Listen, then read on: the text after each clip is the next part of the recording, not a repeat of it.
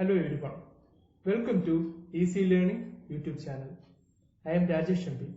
Today I am going to introduce you to CBSE 10th History Chapter 1. If you have not yet subscribed to my channel, please subscribe and press the bell icon. After watching this video, please leave your valuable comments in the comment box. Now I am going to explain the first chapter, that is the rise of nationalism in Europe.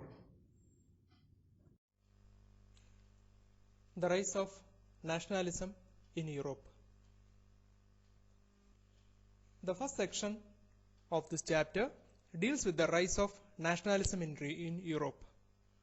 We can start this lesson with the explanation of nation made by Ernest Renan. He was a very famous French philosopher of 19th century. He coined the term nation and tried to explain it. I shall explain it in detail. A nation is the culmination of a long past of endeavors, sacrifice and devotion. A heroic past, great men, glory, that is the social capital upon which one bases a national idea.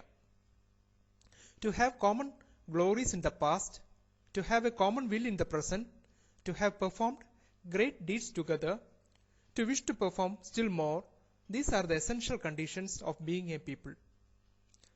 A nation is therefore a large-scale solidarity. Its existence is a daily plebiscite.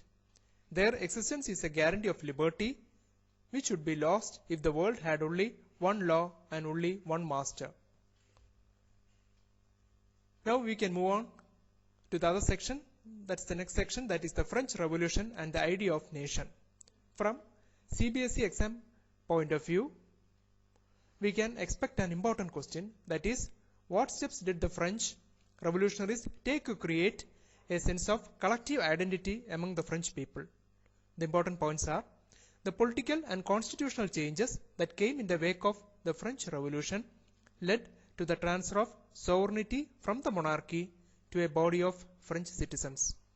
The French revolutionaries introduced various measures and practices that could create a sense of collective identity among the French people. The ideas of la patrie, or the fatherland, and les citoyens, means the citizen, emphasized the notion of a united community enjoying equal rights under a constitution.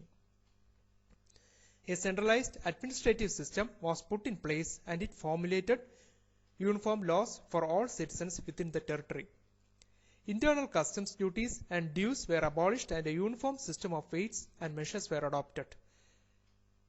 In this section itself, two other important questions will also be asked for the board exams, and they are added in the last two slides of this video. Now we can study about the French Revolution and the idea of the nation. The regional dialects were discouraged and the French language, which was spoken and written only in Paris, was made the common language of the people of France. The revolutionaries further declared that it was the mission and destiny of the French nation to liberate the peoples of Europe to become nations. So, in this portion we can expect a very important question, that is, what was the main aim of the French revolutionaries? Again, another question can also be asked, that is, what was the major change that occurred in the political and constitutional scenario during the French Revolution in Europe? Now we can look into the making of nationalism in Europe. Napoleon's administrative measures had created out of countless small principalities a confederation of 13 states.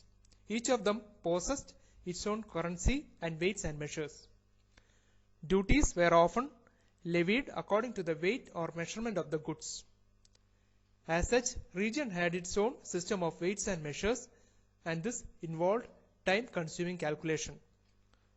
From this portion we can expect an important question, that is, what changes did Napoleon introduce to make the administrative system more efficient in the territories ruled by him? In 1834, a customs union or Zollverein was formed at the initiative of Prussia and was joined by the majority of the German states. The Union abolished tariff barriers and reduced the number of currencies from over 30 to 2.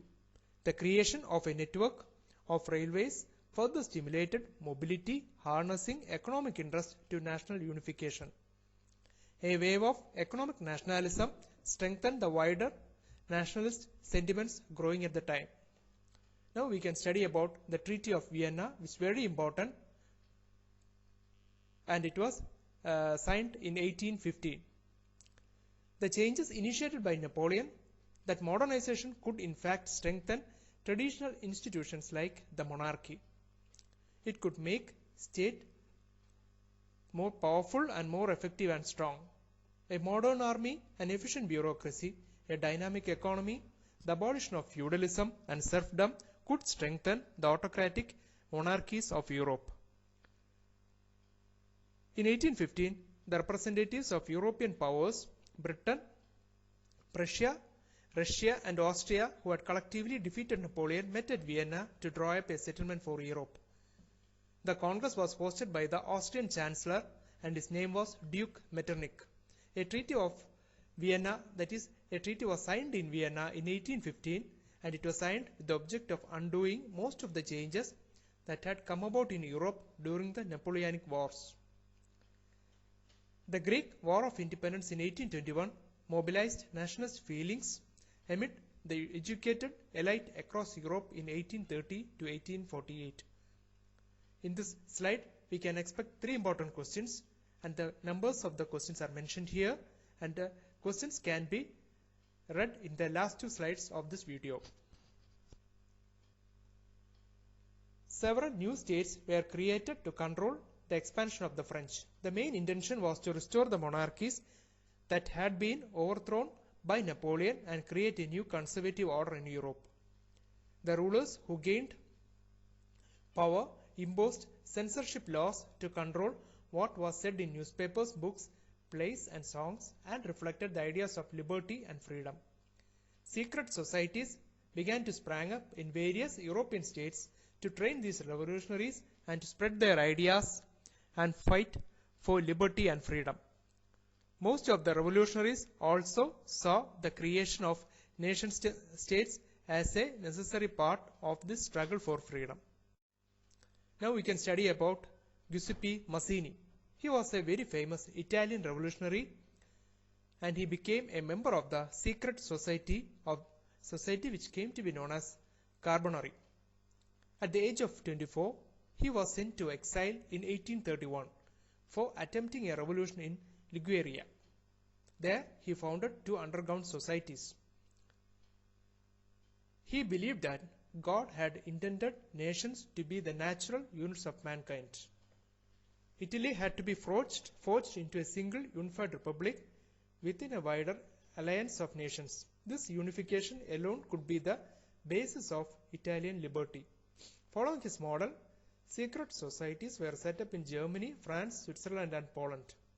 His relentless opposition to monarchy and his vision of democratic republics frightened the conservatives of Italy. Metternich of Austria described him as the most dangerous enemy of the social order. And he made a famous statement that when France sneezes, the rest of Europe catches cold. Now we can move on to the other portion, that is the age of revolutions, that's from 1830 to 1848.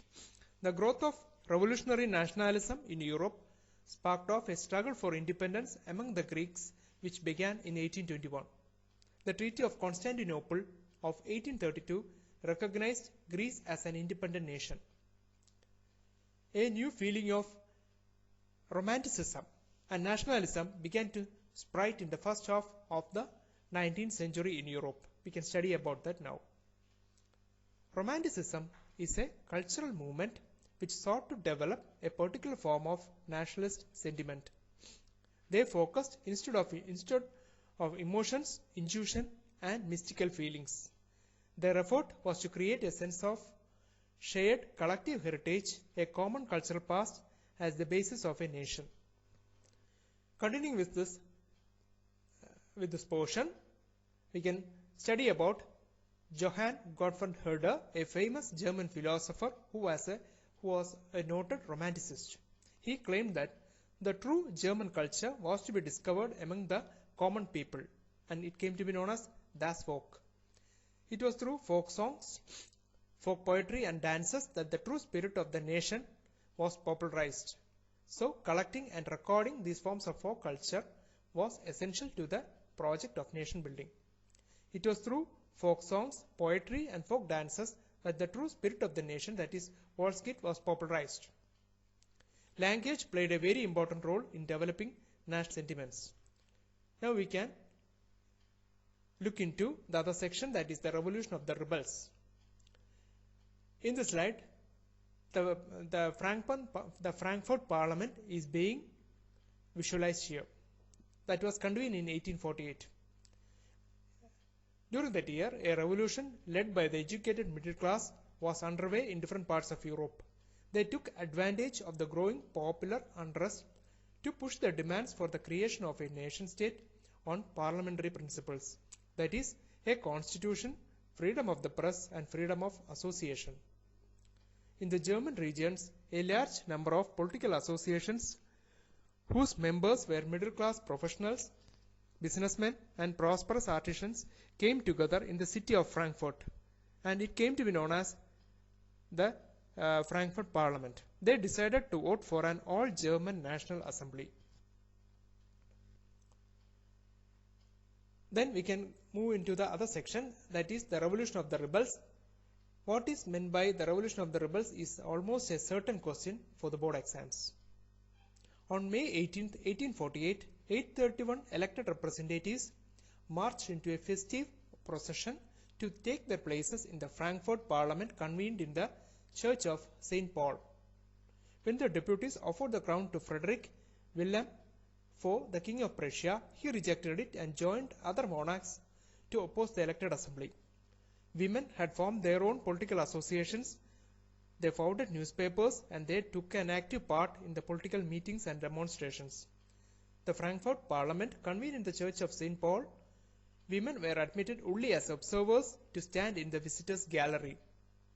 Serfdom and bonded labor were abolished in the Habsburg dominions and in Russia. The Habsburg rulers granted more autonomy to the Hungarians in 1867. Now we can study about the making of the country known as Germany. Briefly trace the history of German unification is a very important question from board exam point of view. After 1848, nationalism in Europe moved away from the association with democracy and revolution. Nationalist sentiments were often mobilized by conservatives for promoting state power and achieving political domination over Europe. National feelings were widespread among middle-class Germans who in 1848 tried to unite the different regions of German Confederation into a nation-state governed by an elected parliament. Prussia's chief minister Otto von Bismarck was the architect of this process, and he carried out the unification of Germany with the help of the Prussian army and bureaucracy. 3 wars against Austria, Denmark and France were fought over 7 years, and it ended in the Prussian victory and completed the process of German unification. In the January of 1871, the Prussian king William I was proclaimed German emperor in a ceremony held at the Palace of Versailles. The photo is also shown in the slide. The new state placed a strong emphasis on modernizing the currency, banking, legal and judicial systems in Germany. Prussian measures and practices often became a model for the rest of Germany. Now we can study about the making of Italy. A question rather found in the board exams is briefly trace the history of Italian unification. It's a very important section of this lesson from exam point of view.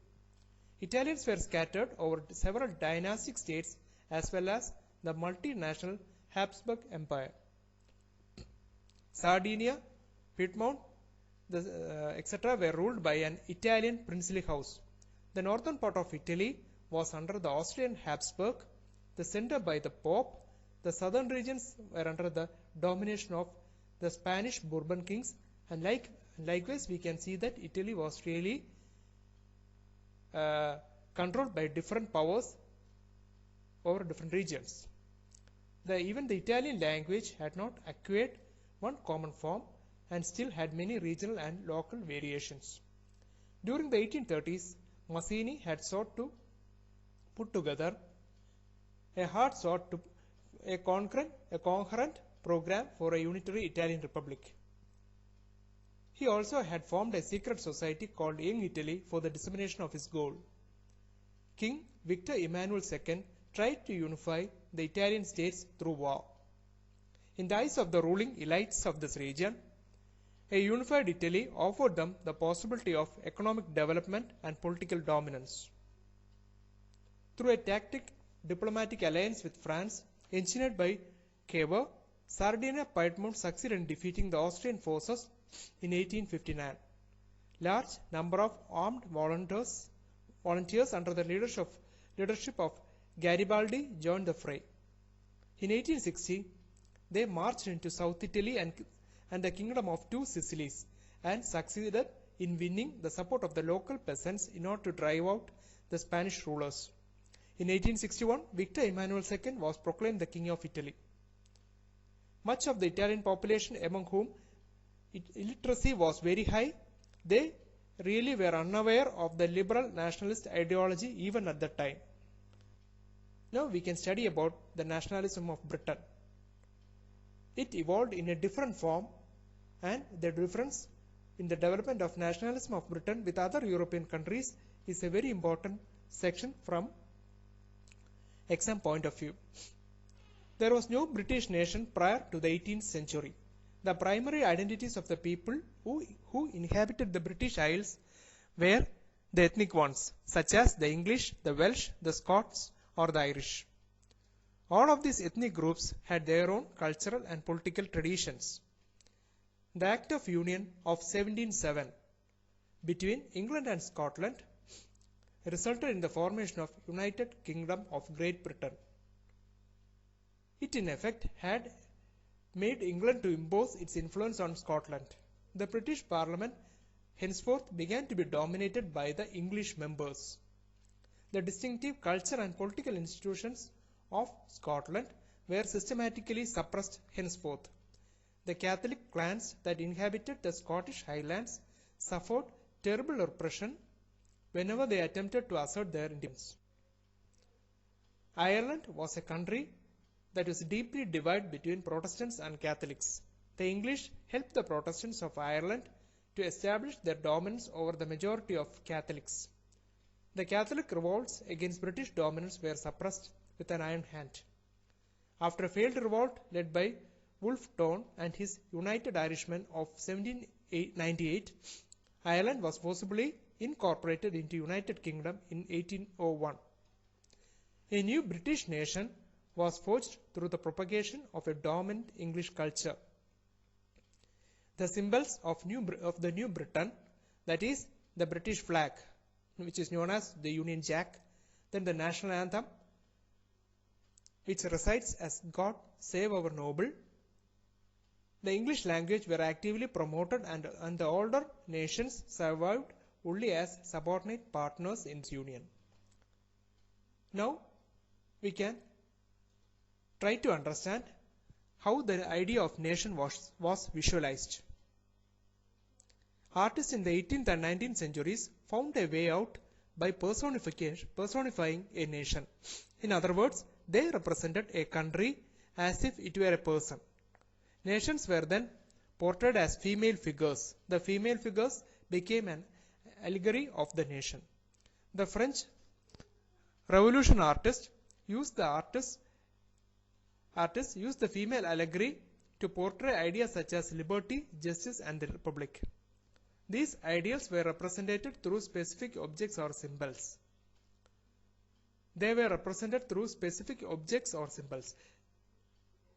The attributes of liberty are the red cap or the broken chain, while justice is generally a blindfolded woman carrying a pair of weighing scales. In France, she was Christian Mariana, a popular Christian name which underlined the idea of a people's nation. Her characteristics were drawn from those of liberty and the republic, the red cap, the tricolor, and the cockade. Statues of Mariana were erected in public squares to remind the public of the national symbol of unity and to persuade them to identify with it. Marian images were marked on coins and stamps. Germania became the allegory of the German nation.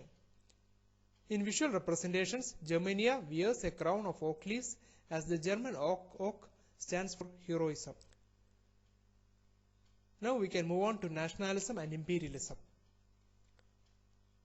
By the last quarter of the 19th century, nationalism no longer retained its idealistic liberal democratic sentiment of the first half of the 19th century, but it became a narrow creed with limited ends.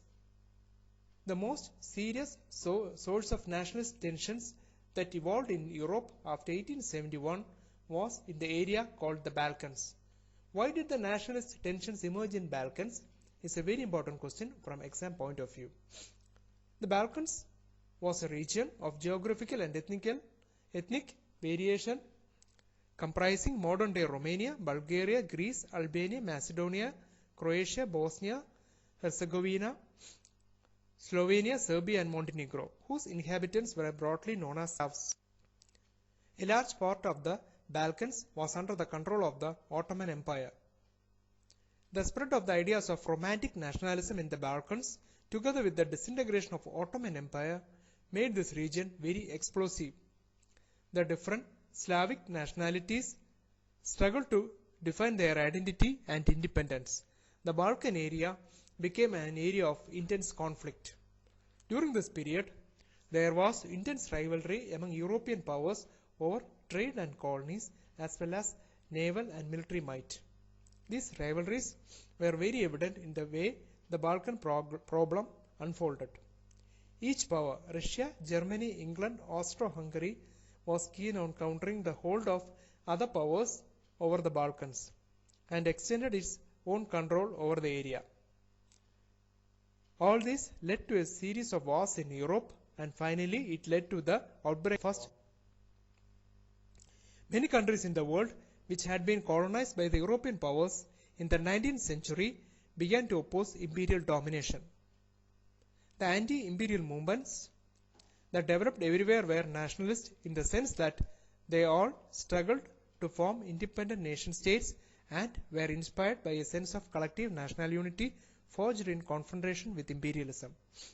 European model of nationalism was not copied anywhere, but all societies accepted with their own specific variants, and nation states were accepted as natural and universal. Thus, we have come to the end of this chapter. After the now we can see the important questions that is given in this slide and the next one. The details are explained in the preceding slides. All these are very important from exam point of view. Finally, thank you all for watching my video.